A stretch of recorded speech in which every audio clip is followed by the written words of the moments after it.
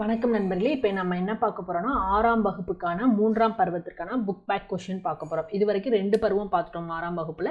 இப்போ நம்ம பார்க்க போகிறது 3ஆம் பருவம். ஓகே, இந்த வீடியோக்குள்ளே போகிறதுக்கு முன்னாடி நம்மளோட டிஸ்கிரிப்ஷனில் டார்கெட் டச்பஸ்க்கான அப்ளிகேஷன் இருக்குது, அதை டவுன்லோட் பண்ணிக்கோங்க. தமிழுக்கான ஆல் வீடியோ சோர்ஸஸும் அவைலபிளாக இருக்குது. ஓகே, இப்போ நம்ம வீடியோக்குள்ளே போகலாம். ஃபஸ்ட்டு நம்ம என்ன பார்க்க போகிறோம்னா இயல் 1, அதாவது இயல் 7 ஆரம்பிக்கும். சரியா, இயல் 7 அதில் நம்ம பார்க்கலாம். ஃபஸ்ட்டு டாபிக் என்னன்னா புதுமைகள் செய்யும் தேசம் இது அப்படின்ட்டு இருக்கு. பாரதம் அன்றைய நாற்றாங்கால். ஓகே, நம்ம பார்க்கலாம். முதல் வினா, தேசம் உடுத்திய நூலாடை என கவிஞர் குறிப்பிடும் நூல் எதுனா திருக்குறள். தேசம் உடுத்திய நூலாடை அப்படின்னு கவிஞர் எதை குறிப்பிடுறாருன்னா திருக்குறளை குறிப்பிடுறாரு. ஓகேவா, தேசம் உடுத்திய நூலாடை அப்படின்னு கவிஞர் எதை குறிப்பிடுறாருன்னா திருக்குறளை குறிப்பிடுறாரு. காளிதாசனின் தேனிசை பாடல்கள் எதிரொலிக்கும் இடம் எதுனா காவிரி கரை. காளிதாசருடைய தேனிசை பாடல்கள் எங்கே இனிக்கும்னா காவிரி கரையில் இனிக்கும் அப்படின்னு சொல்லியிருக்காங்க. இங்கே பாருங்க, தேசமுடுத்திய நூலாடை திருக்குறள் அப்படின்னு சொல்லியிருப்பார். யார் சொல்லியிருப்பார்னா கவிஞர் தாராபாரதி. இந்த இடம் ரொம்ப முக்கியம். இப்போ தேசமுடுத்திய திருக்குறளை தேசமுடுத்திய நூலாடை என எந்த கவிஞர் குறிப்பிட்டார் அப்படின்னு கேட்பாங்க. தாராபாரதி. இது ரொம்ப முக்கியம். தாராபாரதி அவர்கள் என்ன சொல்லியிருக்காங்கன்னா தேசம் உடுத்திய நூலாடை எதுன்னு சொல்லியிருக்காரு திருக்குறள். காளிதாசனின் தேனிசை பாடல்கள் எதிரொலிக்கும் இடம் காவிரி கரை. காவிரி கரையில் தான் காளிதாசரோட தேனிசை பாடல் எதிரொலிக்குமாம். கலைக்கூடமாக காட்சி தருவது சிற்பக்கூடம். கலைக்கூடமாக எது காட்சி தரும்னா சிற்பக்கூடம் தான் காட்சி தரும். நூலாடையை எப்படி பிரிக்கிறாங்க? நூல் ப்ளஸ் ஆடை. இந்த இல்லும் ஆவும் சேர்ந்து லாவா மாறுது. ஓகே, அது எதிரொலிக்க. இந்த இர்ரும் ஓவும் சேர்ந்து ரோவா மாறும். இப்போ அது எங்கே இருக்குது? எதிரொலிக்க. எதிரொலிக்க எங்கே இருக்குது? இந்த இருக்கு எதிரொலிக்க இப்படி பிரிக்கிறாங்க. ஓகேவா, இது இந்த இடத்துல இந்த இர்ரும் ஓவும் தானே ரோவா மாறுது. அப்போ இது வராது, எதிரொலிக்க இதுதான் வரும். சரியா, ஓகே. அடுத்தது, காந்தியடிகள் உடை அணிவதில் மாற்றத்தை ஏற்படுத்திய ஊர் எதுனா மதுரை. ஆக்சுவலாக காந்தியடிகள் 1921 செப்டம்பரில் தமிழ்நாடு வந்திருப்பார். அப்போ மதுரைக்கு வரும் பொழுது என்னென்னா சில பேரை பார்க்குறாங்க, அவங்க ஆடை அணியாமல் இருக்காங்க. அப்போ ஆடை அணியாமல் இருக்கும்போது தான் மட்டும் இவ்வளவு துணிகளை அணிவதா அப்படின்னு சொல்லிட்டு தன்னோட வேட்டி அப்பையிலேருந்து வேட்டியும் துண்டு மட்டும் தான் அணிய ஆரம்பித்தாராம். ஆக்சுவலாக அப்போ அந்த நிகழ்ச்சி என்னன்னு சொல்கிறாங்கன்னா உலகம் போற்றிய எளிமை திருக்கோலமாக இருந்துச்சான். அவர் பண்ண விஷயம் உலகம் போற்றிய எளிமை திருக்கோலம் இதுவே அப்படின்னு சொன்னாங்களாம். என்னத்தை? காந்தியடிகள் உடை அணிவதில் மாற்றத்தை ஏற்படுத்தினார். அவர் வெறும் கதர் வேஷ்டியும் துண்டும் தான் பயன்படுத்தினார். எதனாலனா மதுரைக்கு அவர் வந்திருந்த போது மக்களை பார்க்குறப்ப ஆடை கூட இல்லாமல் இருந்ததுனால அவர் இந்த ஆடைகளை விட்டுட்டார். ஓகேவா, அப்போ வெறும் கதர் ஆடையினாலான வேஷ்டியும் துண்டு மட்டும்தான் அணிய ஆரம்பித்தார். உலகம் போற்றிய எளிமை திருக்கோலம் அதுதான் அப்படின்னு சொல்கிறாங்க. காந்தியடிகள் டேஸ் அடிநிழலிலிருந்து தமிழ் கற்க வேண்டும் என்று விரும்பினார். ஊவேசாவோட அடிநிழலிலிருந்து தமிழ் கற்க வேண்டும் அப்படின்னு காந்தியடிகள் சொல்கிறாராம். காந்தியடிகள் ஊவேசா அடிநிலையிலிருந்து தமிழ் கற்க வேண்டும் அப்படின்னு விரும்பியிருக்காரு. அடுத்தது பொறுத்துக பாருங்க. தமிழ் இலக்கிய மாநாடு எங்கே நடைபெற்றுச்சுன்னா சென்னையில் நடைபெற்றிருக்கு. தமிழ்நாட்டு கவிஞர் யாருன்னா பாரதியார். குற்றாலம் ஒரு அருவி. தமிழ் கையேடை எழுதினது யாருன்னா ஜி.யு. போப். தமிழ் கையேடை எழுதினது ஜி.யு. போப். ஓகே,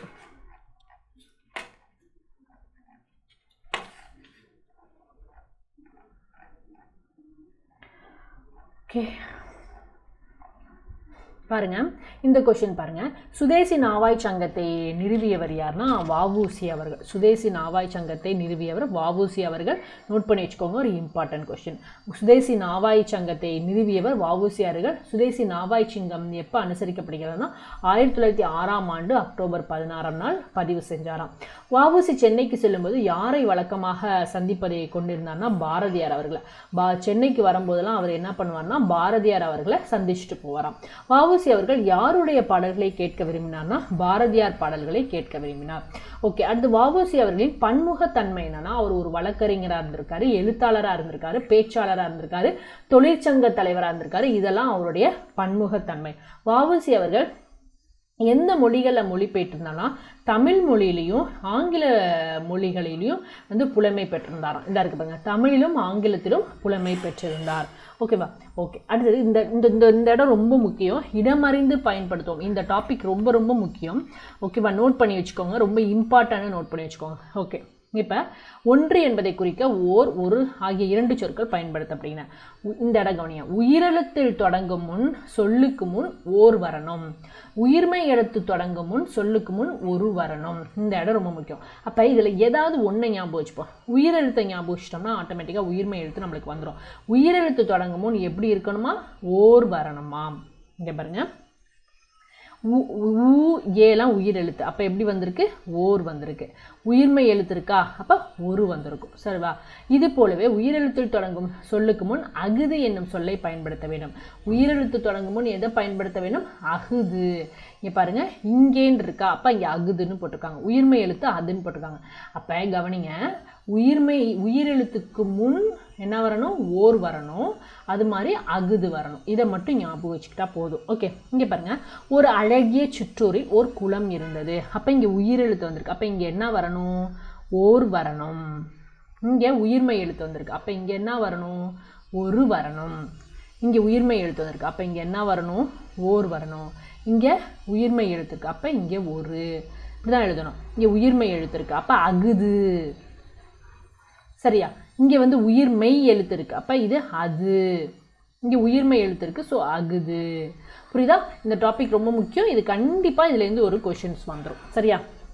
இப்போ ஒன்று ஞாபகம் வச்சுக்கோங்க, உயிரெழுத்து வந்துருச்சுன்னா அங்கே என்ன வரணும்னா அகுது, இல்லாட்டினா ஓர். இப்படி தான் வரணும். நோட் பண்ணி வச்சுக்கோங்க. ஓகே, அடுத்தது இயல் 2 பார்க்கலாம். எல்லாம் என்புற. தம் ப்ளஸ் உயிர் என்பதை சேர்த்து கிடைப்பது தம்முயிர். இந்த இம்மு ஊவும் சேர்ந்து எப்படி மாறுதுன்னா மூவா மாறிடுது. தம்முயிர். இன்புற்று ப்ளஸ் இருக்க அப்படிங்கிறது எப்படி மாறுது? ஈயா மாறுது. ஸோ இன்புற்று இருக்க அப்படின்னு மாறும். இன்புற்று ப்ளஸ் இருக்க எப்படி மாறுது? இன்புற்று இருக்க அப்படின்னு மாறுது. தான் என்று அது எப்படி மாறுதுன்னா தான் ப்ளஸ் என்று. இந்த இன்னும் ஏவும் நேவா மாறிடுது. சோம்பல் என்னும் சொல்லுக்குரிய பொருத்தமான எதிர்ச்சொல் கேட்டிருக்காங்க. சோம்பல் சுறுசுறுப்பு. சோம்பல் சுறுசுறுப்பு. இதுக்கு எதிர்ச்சொல் இதுதான் சுறுசுறுப்பு. அடுத்த கொஸ்டின் பாருங்க. பரிசு பெறும்போது நம்மளோட மனநிலை எப்படி இருக்கும்? ரொம்ப மகிழ்ச்சியாக இருக்கும். அது தெரிஞ்ச விஷயம் தானே. பரிசு பெறும்போது நம்மளோட மனநிலை எப்படி இருக்கும்? ரொம்ப மகிழ்ச்சியாக இருக்கும். வாழ்வில் உயர கடினமாக என்ன பண்ணணும்? உழைக்க வேண்டும். வாழ்வில் கடினமாக பேச வேண்டுமா, சிரிக்க வேண்டுமா, நடக்க வேண்டுமா? உழைக்க வேண்டும்.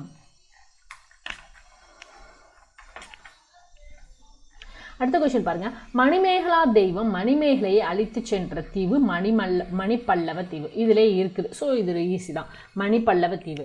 மணிமேகலை கையில் இருந்த அமுத சுரபியில் உணவு இட்ட பெண் யாருன்னா ஆதிரை. ரொம்ப ரொம்ப இம்பார்ட்டன்ட் கொஸ்டின். உணவு இட்ட பெண் யாருன்னா ஆதிரை. ஆக்சுவலாக தீவத்திலகை யாருன்னா இவங்களை வந்து மணிமேகலையை வந்து தீவுக்குள்ளே அழைச்சிட்டு போகிறவங்க. தீவுக்குள்ளே இவங்க தான் அழைச்சிட்டு போகிறாங்க. ஓகேவா? மணிமேகலையை தீவுக்குள்ளே அழைச்சிட்டு போகிறவங்க தீபத்திலகை. இந்த காயச்சண்டிகை யாருன்னா மணிமேகலை வந்து மறு உருவம் எடுப்பாங்க பாருங்க, அதுதான் காயச்சண்டிகை. மணிமேகலை வந்து மறு உருவம் எடுக்கிறது தான் காயச்சண்டிகை. அவங்க காயச்சண்டிகை மறு உருவம் எடுப்பாங்க. ஸோ இப்போ ஆதிரை தான் என்னன்னா அமுத சுரபியில் உணவு இடுறாங்க. ஓகே,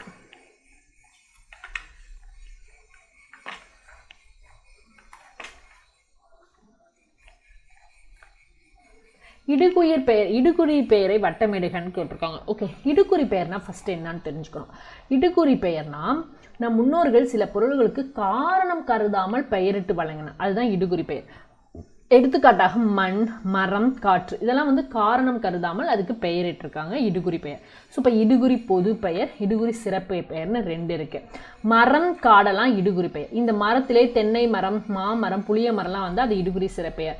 இந்த காட்டிலே கருவேலங்காடு, பூங்காடு அப்படிலாம் வந்துச்சுன்னா அது இடுகுறி சிறப்பு பெயர். ஓகே, இப்போ நம் முன்னோர்கள் சில பொருள்களுக்கு காரணம் கருதி பெயரிட்டிருக்காங்க, அது வந்து காரண பெயர். இப்போ நாற்காலி 4 கால் இருக்கிறதுனால நாற்காலி. கரும்பலகை கருப்பாக இருக்கிறதுனால கரும்பலகை. அதுவே காரண பொது பெயர், காரண சிறப்பு பெயர்னு 2ஆக பிரிக்கலாம். பறவை பறக்கிறதுனால தான் இது வந்து காரண பொது பெயர், காரண பெயர் வச்சுருக்காங்க. அணிகலன் அணியக்கூடியதுனால காரண பொது பெயர். இந்த பறவையிலேயே மரங்கொத்தி, காகம், கிளி வந்துச்சுன்னா அது காரண சிறப்பு பெயர். அணிகலனில் வளையல், நெத்திச்சுட்டி, ஓகேவா, கொலுசு அந்த மாதிரிலாம் வந்துச்சுன்னா அது காரண சிறப்பு பெயரை குறிக்கக்கூடியது. இப்போ இடுகுறி பெயர், அப்போ காரணமே இல்லாமல் பெயர் வச்சுருப்பாங்க. அப்போ வந்து இது வந்து பறவை வந்து பறக்கிறதுனால அது வச்சுருக்கோம் இடுகுறி, இது வந்து சிறப்பு பெயர், இது சிறப்பு பெயர். மரங்கொத்தியும் அதான், முக்காலி 3 கால் இருக்கிறதுனால இடுகுறி சிறப்பு பெயர், காரண சிறப்பு பெயர் சொல்லுவாங்க. இந்த மண் தான் வந்து இடுகுறி பெயர், மண் தான் இடுகுறி பெயர். காரண பெயரை வட்டமிடுக, காரண பெயரை வட்டமிடுக, காரண பெயர். அப்போ என்ன ஆன்சர்? வளையல். வளையல் அணியக்கூடியதுனால அதுக்கு வந்து காரண பெயர். இடுகுறி சிறப்பு பெயர்னு சொல்லியிருக்காங்க. அப்போ இடுகுறி சிறப்பு பெயர்னா மீன் கொத்தி பறவையெல்லாம் காரண சிறப்பு பெயரில் வந்துடும்.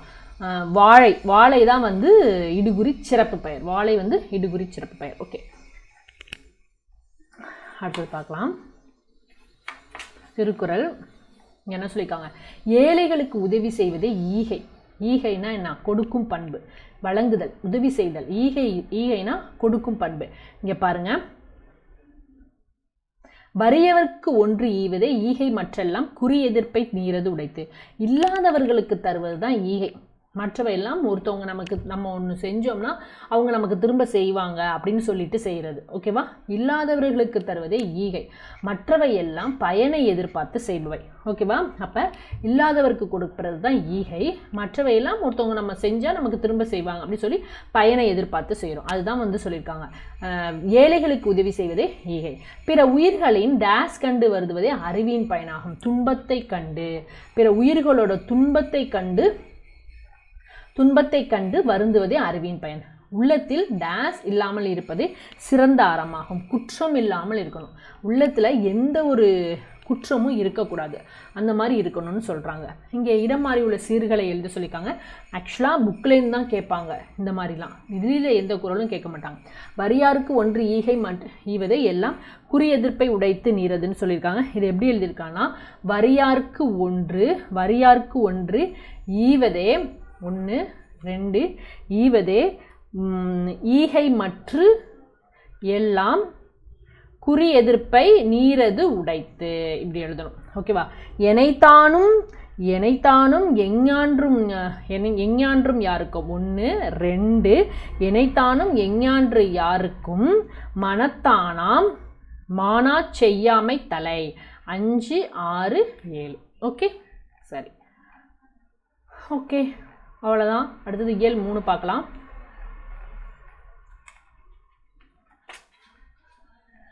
முக்கியமான கொஷின், புத்தரின் வரலாற்றை கூறும் நூல் எதுனா ஆசிய ஜோதி. ஆக்சுவலாக அந்த ஆசிய ஜோதி வந்து எப்படி எடுத்திருப்பாங்கன்னா, ஆசிய ஜோதியை வந்து கவிமணி தேசிய விநாயக பிள்ளை ஏற்றிருப்பார். இவர் வந்து எட்வின் அர்னால்டு இயற்றிய எட்வின் அர்னால்டு இயற்றிய லைட் ஆஃப் ஏஷியா என்ற நூலை தழுவி எழுதப்பட்டது தான் இந்த ஆசிய ஜோதி. இது வந்து கவிமணி எழுதியிருப்பார். ரொம்ப முக்கியமான கொஷின். நேர்மையான வாழ்வை வாழ்பவர் எல்லா உயிர்களிடத்தும் இரக்கம் கொள்வார். நேர்மையாக யாரெல்லாம் இருக்காங்களோ அவங்க வந்து எல்லா உயிர்களிடத்தும் இரக்கம் கொள்வாங்க அப்படின்னு சொல்கிறாங்க. ஒருவர் செய்யக்கூடாதது தீவினை. நம்ம தீய வினைகளை நம்ம செய்யக்கூடாது.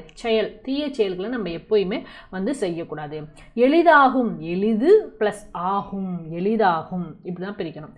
பாலை எல்லாம் இது எப்படி பிரிச்சிருக்காங்கன்னா, பாலை ப்ளஸ் எல்லாம், இது எப்படி பிரிச்சிருக்காங்க, பாலை ப்ளஸ் எல்லாம், ஓகேவா?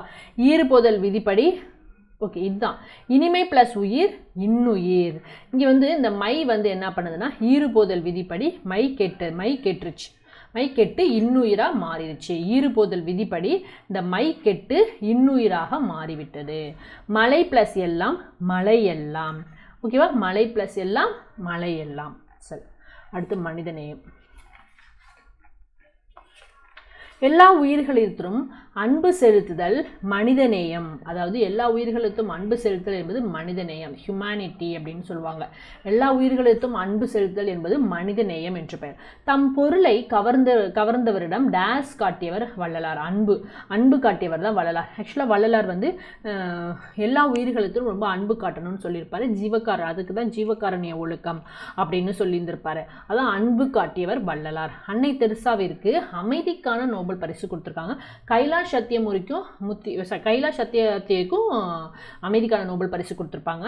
கைலாஷ் சத்யமூர்த்தி தொடங்கிய இயக்கம் குழந்தைகளை பாதுகாப்பும் இயக்கம். வள்ளலார் வந்து பசிப்பினியை போக்குவார். அதுதான் வடலூரில் சத்திய தர்ம சாலையை நிறுவியிருப்பார் பசிப்பினியை போக்குறதுக்காக.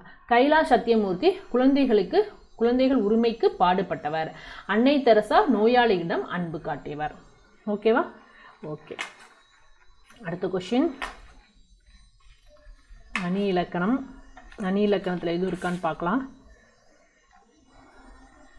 ஓகே, எதுவும் இல்லை, முடிஞ்சிருச்சு, அவ்வளோதான்.